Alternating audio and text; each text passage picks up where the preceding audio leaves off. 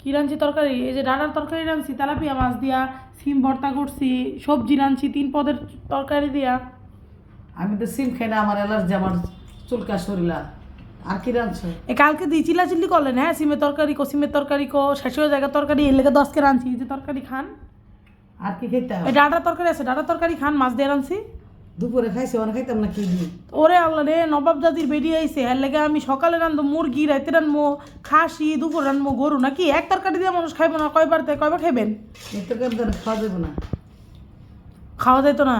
দেও মামি তরকারিটি পাতিলে না, থাকে কি আমার থাকে না। আমার লেগে অন্য কিছু কইল লইয়া যাও। বাজারে যান গিয়ে আপনি আমার বাজার করে দেন, আমি আপনার রাইন্দা দিই।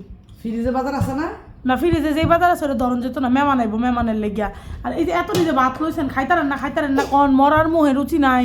এই মরার মুখটার মধ্যে কত খাওন যা আপনার আমি বুঝি না। শোনো, আমার এক দাদা ছিল, সোয়াকিন ছেলের ভাত খেয়েছে, আর তুমি কো আমি এক সিমটি ভাত লইছি দিলা। এটা এক সিমটি ভাত লইছিল প্লেটে সোজা করে নাই, যে দেন উঁচা হয়ে রইছে, পাহাড় সমান ভাত লইছে। আজারে কথা।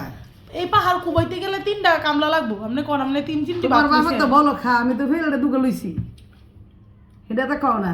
আপনার কি কইতে কইছে সবার সামনে আমার বাপে বলো খায়? হ্যাঁ, আমার বাপে বলো খাইলে আপনার তো কম খাই দেখেন।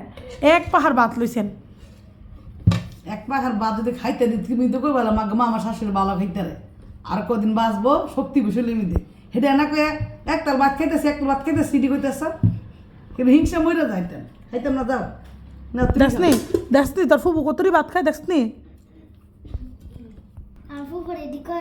ও মা লেগে গেছে গা ফুবু লেগে না? ফুবু বাতে জিরে একেবারে পাড়াই দিব, একদম করি বাড়ি দেখিস। খারাপ করে বেরো লাগলে হারাই দেব।